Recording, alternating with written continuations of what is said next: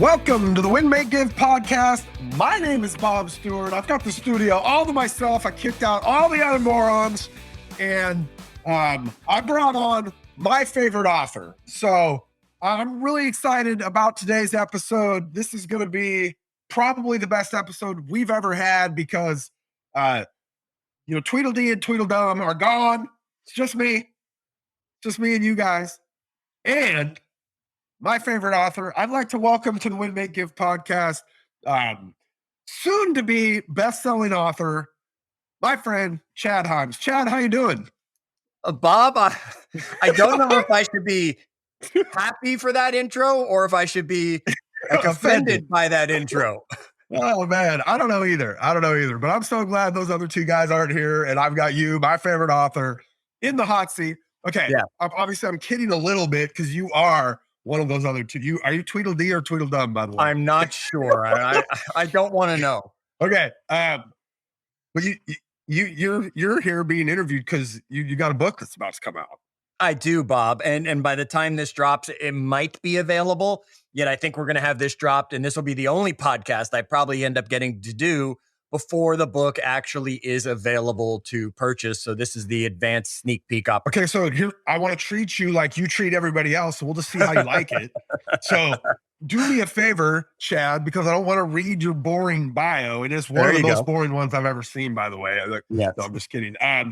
Do me a favor for the audience, for those people that just show up every week, twice a week to listen to the podcast, but they've never actually figured out, like, who is this guy?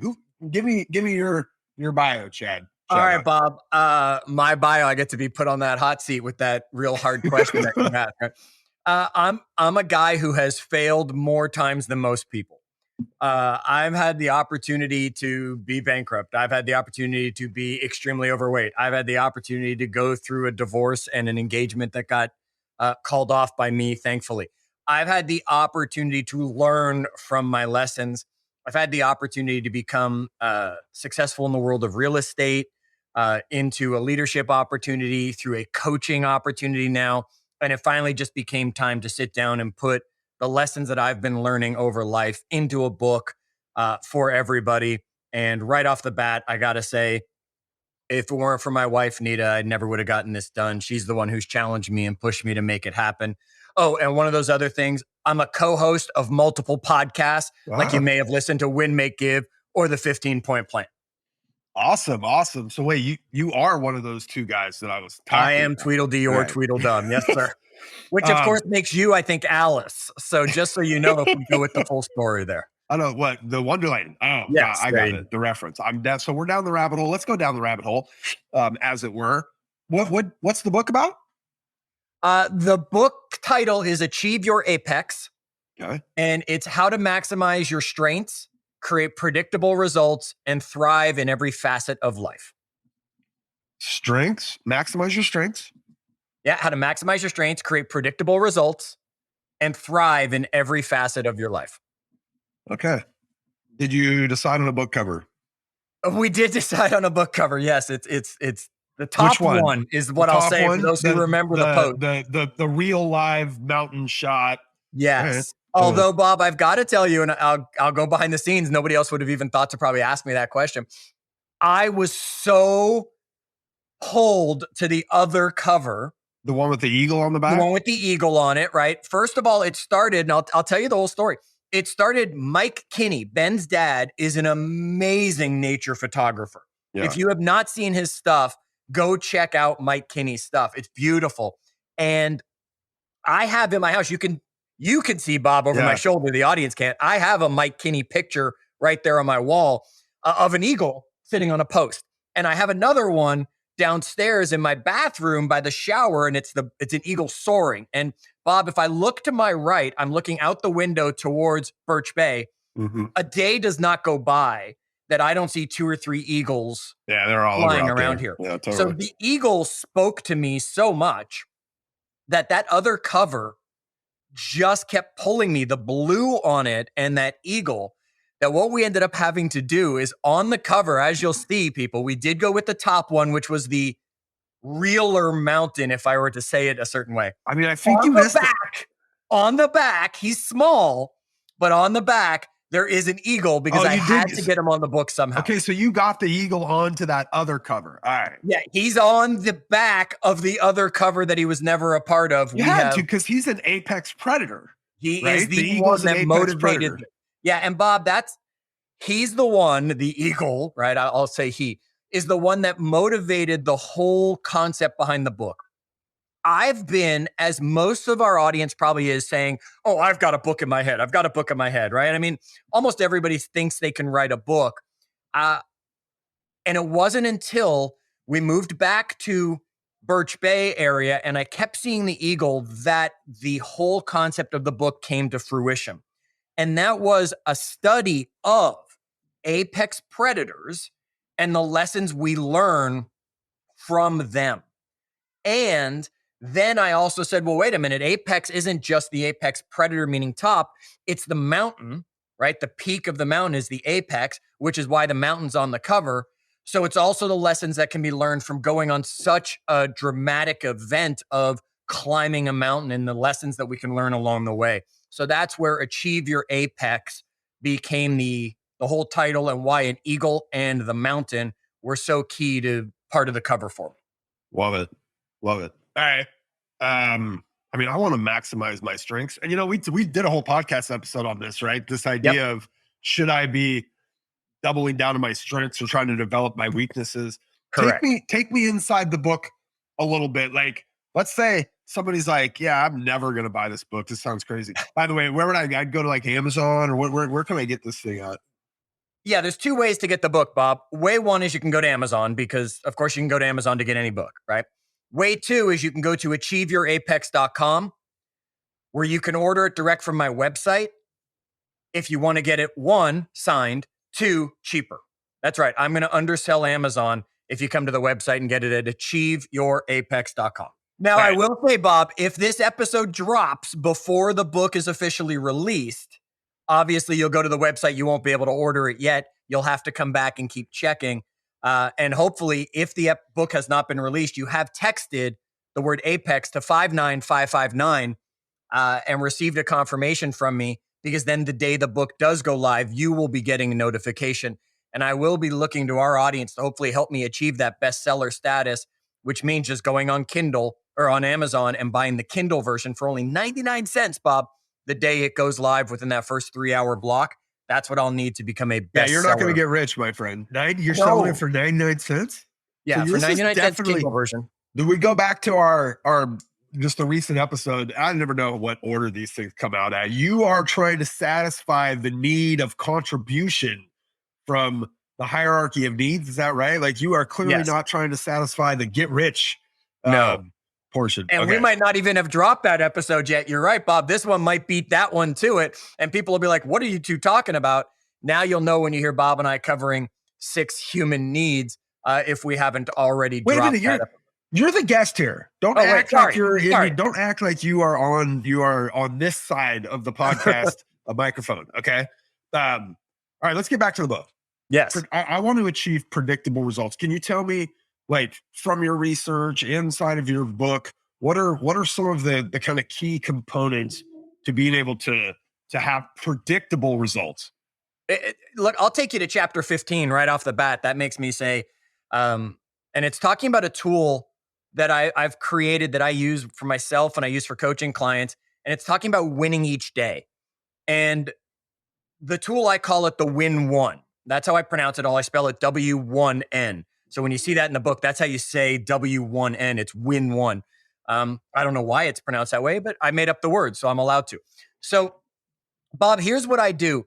I help people create their Win1 tool, and I'd love to help you create one right now. We'll do a quick version of it. Okay. There's 4 areas I believe to life, and the acronym LIFE spells out the 4 areas. So the L stands for your love life.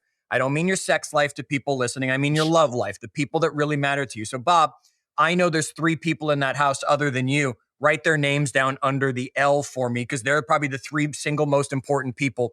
I know your mom and some other people are as well, but those are probably the 3 most important people in your life. Mm-hmm.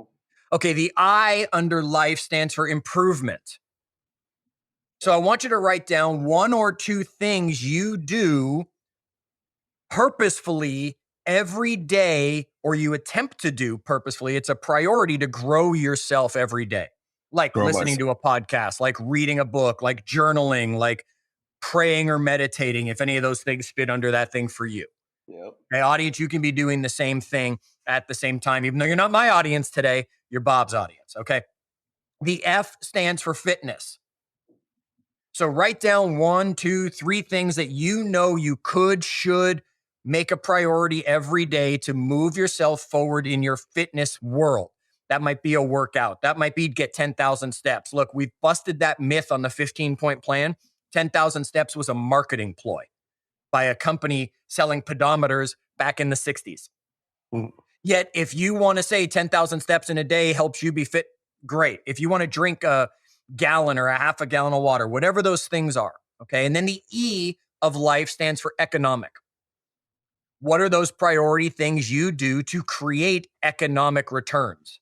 So that might be for salespeople, those lead generation calls, right? That might be for someone just go to work. That might be review my budget every day because I'm controlling my expenses, as we talk about in the wealth series. Now, life is the acronym. That does not mean L is more important than E. Okay, they're just in the word. What didn't sound as good as life, right? So file. Right, there you go. Chad. I could have done file, but then fitness would have been first, and everybody would have thought I was all about fitness, of course, which I partially am. Yet there you go. They're not one more important than the other. Yeah, sorry, what I would challenge. I'm trying to find other words in here. I know you were are. You saying something? I lost what fly, but that's like the plural of fly. We need an S in here. I think we've exhausted all the words. Life File it is. and life. Yeah. Life it is. I think you got it right. And the point just being that the L's not more important than the E. It's to each of us how we want to do it. So now what we do is every day we purposefully love those people. And I would challenge you to go even deeper. What is it you do every day to show your wife you love her? What is it you do every day to show your older son you love him? What is it to do each day to show? Because everyone's got a different love language. So it's not how do you want to love them, it's how do they want to be loved, right? And at the end of every day, I go down this list and I know check. The goal is to check everything off and know that I truly did the priority things, Bob, that if I do these things every single day, now I know working out, you're not supposed to work out 7 days a week. You're supposed to take a rest day. That's okay. Did you see Goggins on Joe Rogan podcast recently? No, not recently. Did he tell me I should work out every day now? He went off on people that said you should have a rest day. It's a pretty funny clip, but so right. You don't feel bad if you wanted to do it every day, Chad. Goggins seems to think it's okay, but he's a crazy lunatic, right? I am on a 3-week stretch of every day. Yet it's at the end of the day going down and checking off those priority things that I know that I did to make sure I'm moving myself forward. You want predictable results, it's narrow it down to what are the 4 to 10 things you should be doing every single day. Some of them take moments to tell your wife you love her or to hug your kid, right? It doesn't have to be but these are things that every single day you should be focused on doing. Predictable results will be yours if you do it. Can I ask you a question? Thank you, by the way, for breaking that down. When, like you've coached people over the years, you've been in leadership positions and watched people succeed and watched people fail. And when do you think that, like, when do people decide to make a change? Sadly, external forces. So generally it's not them. Generally it's not them going, I get up tomorrow. I want to live a different life. It's generally not that. Nope. It's not. Sadly, I wish it were, Bob, yet it's not. Most of the time it's external forces. It's the doctor saying, if you don't start working out, you're going to be dead a year from now. Right. Or if you don't start eating. Or in an even worse scenario, you had a heart attack because right. And now that external force is forcing you to now get healthy. I think about my friend Jay Thompson. He had a massive, with a widowmaker heart attack and survived it, thank God. And started his works out and journaled this walking adventure he went on where he was walking extensive amounts of miles but that it kind of forced that behavior change. Interesting. There's usually your spouse says to you, "Hey, I'm pregnant." Change is going to happen in your life, right? You can't make your bills paid. Change is going to finally happen. You file bankruptcy, change is going to happen. Sadly, it's usually external. The worst external one, Bob, and it's the one that drives me crazy, is New Year's Eve. I am such a like anti New Year's person because that's such an external force. And everybody says, oh, January 1st is here. I'm going to change. But really, there's no motivation to change other than you bought a new calendar. And do people even really buy calendars anymore, right? But you've changed the calendar. What's the difference November 1st or 30 November to December 1st for December to January 1st? Nothing except someone decided that's when the calendar pages run out. What do they call that? There's a term for that kind of perceived change of time or something. But right. And it's, to me, that's another external, but it brings no power to it. So that's why resolutions fail at such a high rate, because January 1st really didn't mean anything to us. Like as somebody as somebody selling a book, then that not for very much, by the way. I think you need to raise the prices. You're not going to get rich. I will raise the price. It's only going to be 99 cents on Kindle for the first 3 hours. Then it's going up. Oh, okay. That's why you want to text in Apex to 59559 so you can grab those first 3 hour prices. Oh, I see what you're doing. Okay. So you're essentially sitting back waiting for like something bad to happen to people so that they'll buy into your book. No. No? I wish it was different. I hope. Look, here's another thing I'll say, Bob. It's not in the book anywhere. I dislike the term motivational speaker. Right. And there's so many people who run out there that say, oh, I'm a motivational speaker. You can't motivate anyone to do anything. You can inspire people to do things. And what I can hope for is that they read the book and they are inspired by the stories that are in there, because there's my stories, and almost every chapter, there's 20 chapters, and 19 of them have a story shared by somebody that I have come in contact with, somebody I know that has shared a story that applies to that chapter. Give me one of your favorites. Give me one of your favorite stories from the book. David Nurse. Okay. So David Nurse, who has been a guest on your podcast, Win, Make, Give, Bob. That's right. Don't get it twisted, Chad. There you go. David Nurse, for example, shared his story of failure and the challenges along the way to making it into the NBA. There's stories from some of my coaching clients that are out there that are sharing. There are stories of my own personal stories, of course. And what I'm hoping for is that one of the stories being told inspires the reader enough that they don't have to wait for that external change. They don't have to wait for a doctor to say, make it. They don't have to wait for their partner to give them the ultimatum, like straighten up or I'm moving out or whatever that is.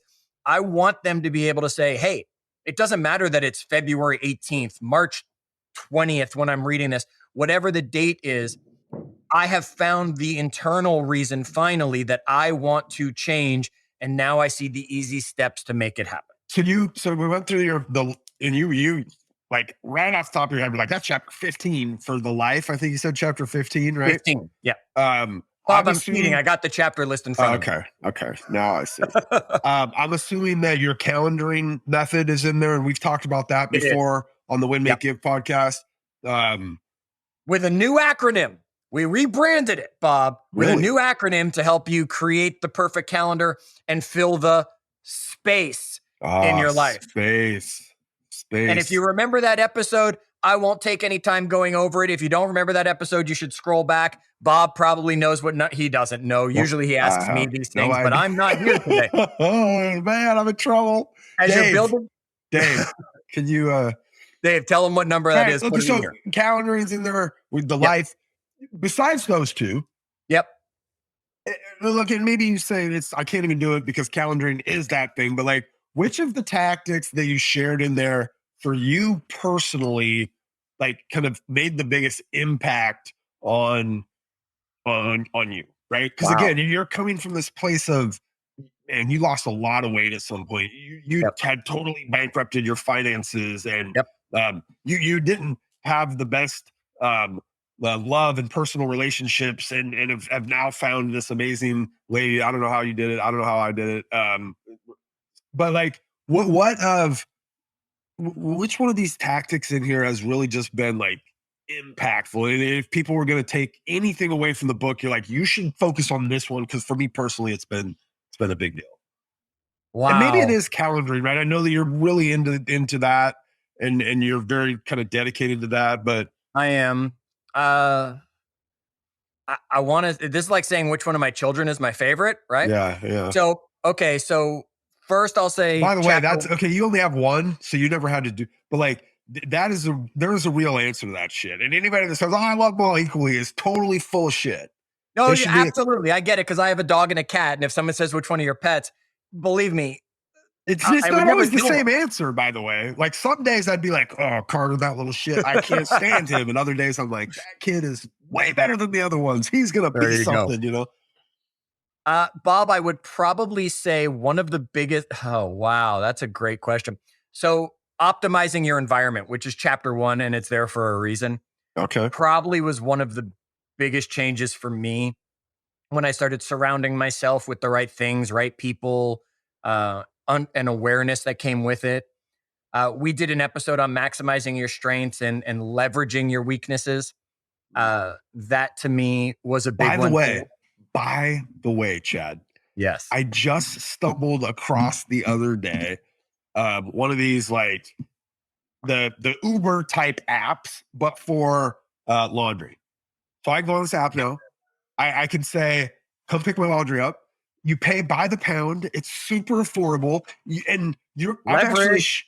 I'm shocked by how like 20 pounds of laundry is so much laundry. Like it's so much laundry. And so now my wife, well, she won't let me use it yet. But one day I'm gonna sneak a bag out on the front porch. I'm gonna have them come pick it up. Tomorrow it's gonna show up all folded. And I'm gonna high five my wife for that half hour. And we'll like bring that time back in our life. I can't. So you said leverage, and it just I'm so Yep. excited. The other one, Bob, that's probably coming to me is goal setting and question asking, right? So, I mean, yeah, you said give me one. I don't know that I could give you one. Those are probably the four that jump off if I took the calendaring out of the way. So, let me talk about asking the right questions, right? Okay. One of the things that I do in the book, Bob, is I don't want to say I bust myths, um, yet I don't necessarily always go with the grain. Let's Okay. just say it that way. I think affirmations are a complete waste of time. Really? Yeah, complete waste of time. All we're doing is lying to ourselves. So not a Stuart Smalley fan. You know who Stuart No. Smalley was? Yes, I do Yeah, know Stuart okay. Small. Okay. Yes. Uh, I am not a believer in affirmations at all. And this is one that usually gets a lot of people to go, right? Wait, When I hold on. say Like you don't think they work, no, or you don't? Okay. they don't work. They don't work. They're lies, right? You're telling yourself, I'm a great husband. You're telling yourself, if you Ben don't do tells this anything story. about Remember, it, you're Ben not. tells a story where he like when in the very early part of his career, at the very beginning, when he would pull up to the house, he would say to himself, "You're the best listing agent in town. You're the best listing agent in town. You're the best listing agent in town." So you think that's bullshit? He was I just think it's a complete lie. okay. Yeah, he was lying to himself that he was the best agent in town so that he would believe it. Now, he was smart enough in this sense to do it literally as he was walking in the door. So by the time he realized I was lying, it was like the end of the appointment. It's too late. Yeah. Okay. Yeah, right. So he had faked himself out well enough. I believe we're just lying to ourselves when we say them and we sit back. How many people say, I'm a millionaire? I'm a millionaire. I'm a millionaire. Really? How much money's in your bank? Because you didn't do anything about it. So, Bob, I believe not in affirmations. I believe in ask-formations. Okay? An ask-formation is a question that we ask ourselves instead of a lie we tell ourselves. So let me put you in a scenario we've all been in. Everybody has been in this scenario at some point. Whether you're at the movie theaters watching a movie, or you're watching it at home, or you're watching a TV show, whatever it is, or even a song is playing, you'll say, what's the name of that song? Or you'll say, what was that actor in also? We've seen them in something else. I'm a master on IMDb, by the way, Right. to get these Now, answers. IMDb is the quick, easy, how do I figure that out? I look up this movie. We watched something just yesterday. I was like, who was that? Right. And looked him up and there it was like, oh my God, look, he's grown up. Okay. Yet if you didn't pick up IMDb, the answer would still come to you. When you go to the movie theaters and you see a movie, you don't pull your cell phone out in the middle of the movie and start doing it. You'll wait till the end of the movie and you'll go back and you'll check. By then, it's probably popped into your head. Why? Because your brain's doing its job. I asked it a question. Who is that? My brain is now doing the task of finding that within the memory and bringing it up to me and saying, oh, that's the guy who was on blah, blah, blah. Yeah, you're right. If I would wait till the end of the movie, I'd probably have the answer, but I can't ever wait. I'm just like, sure. And when we're sitting at home and we're not disturbing anybody, no problem to whip that out and do it. See, this is the same power that comes with an askfirmation. When I say to myself, I'm a millionaire, if I say to myself, I'm the best sales agent, if I say to myself, I'm a great husband, okay, how long until I've realized I'm lying? And what am I doing about it? Nothing. When if I change it and I say, what do I need to do today to be a great husband? Now, what's my brain going to do all day long? It's going to be looking for that answer. So when the proper moment arrives and I'm at the store, I pick up the flowers. Or when I see stuff in the sink, I go clean the sink because I know that that's something that fills my wife's love language. Have you been in your house? Have you been spying on my cameras? My wife was like literally last night was like, can I ask you a question? Like, how many times like in a week do you think that you see a dish in the dishwasher and you put it, you like clean it up? And I'm like, occasionally? Is that the right answer? Not the right answer, Bob. It's the honest answer, not the right answer. Right? Yet if you started asking yourself, instead of I'm a great husband, because I did this other thing for her, if you started saying, what do I need to do to be a great husband? Now all of a sudden your brain's going to say, clean that plate out of the sink. Now your brain's going to say, go do the laundry. Now your brain's going to say, fold that stuff and put it away so it's not there, right? Whatever those things are, your brain will find answers, right? Oh, I'm a millionaire. No. What do I need to do today to become? Where is my next investment going to be made? What stock do I need to purchase today? And then your brain's going to find the right answer and help you do the research to come up with the answers to your questions so that you can grow. So stop lying to yourself with affirmations. Start asking yourself askformations. That's something we talk about in chapter 13 of the book. I think that's outstanding. Like, my next question to you would be: do you have to be like a wordsmith in order to write a book? Like, you're just fucking making up. Oh, I just said the F word. I'm sorry. You're just making up words. Yeah, like, I made up a word. I made up a few words in this book. Chapter 8 is about making relationships, not relationships. Relationships. Okay, because I think too many people have relationships, but they're not real. Right. And we talk about that and I make up tons of words in this book. Yeah, you should be an author. You should be an author. Right. Chad? Yes. Thanks, man. Thanks for joining me. My pleasure, Bob. My favorite part about this was Tweedledee, Tweedledum, not in the studio, just me and my favorite new author friend here. So thanks, bud. Bob, just for that comment, I will make sure you get a copy of the manuscript before it's in the hands of everybody else. Oh, one of my former co-hosts, I kicked them both off the show today, must have told you that I like manuscripts. So yes, I've heard that you like that. I'll even make sure someone stamps the word manuscript all over it so it looks official for you. All right. Hey, normally Tweedledum, Tweedledee, I don't know which one does this part, but I will take us out of here. Listen, actually, Chad, do you have a charity? Do I have a charity? I have many charities. Well, so on this season, because we're focused on the give here at Win Make Give. So this season, when we have a guest on, we are making a donation in their honor to a charity of their choosing. So as our guest today, we're going to give some of Ben Kinney's money away to your favorite charity.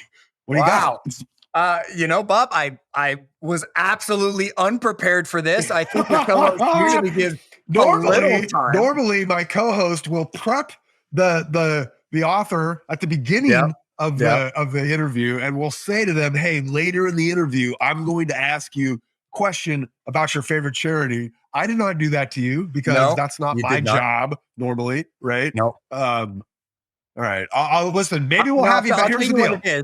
We'll have you back. I know what it is. Oh, you do? Okay. What is it? I do. I know what it is. There's another person who actually hosts a podcast in your network called Tell Me Something Good, Clint Swindoll. And Clint and Heather have a charitable organization called the First Chance Foundation. And we love what they do. And that's who we usually donate to. My first book, Bob, I wrote a book years ago called Ketchup Can't Hurt. It's a children's book. That one they can also get on my website or at Amazon, called Ketchup Can't Hurt. And a proceed of every copy of that actually donation goes to the First Chance Foundation. So we'll make them the beneficiary of today's episode. Awesome. Chad, thanks for joining me, my friend. I appreciate you. My pleasure, Bob. And I hope that everybody enjoyed. Oh, I thought you were going to take us out. I'm that's not my job today, Bob. Right, listen, go let us know. Did you text Apex to 59559? Let us know in the Facebook group. It's facebook.com/groups/win, make, give. He's my friend, Chad Hyams. I forgot the guys that were normally here with me. I don't even know their names anymore. He's my new Chad. Maybe you'll give up the authoring thing. You'd like to come be my podcast co-host. I'll consider I have it, an Bob. open seat. All right. Well, thanks. Appreciate you doing this. Listen, he's Chad Hyams. I'm Bob Stewart. Ben Kinney is floating around here somewhere. I don't know where. We'll get him back here soon. What do we say? How do we end these? Oh, I know. You guys, everybody, get out there and do good.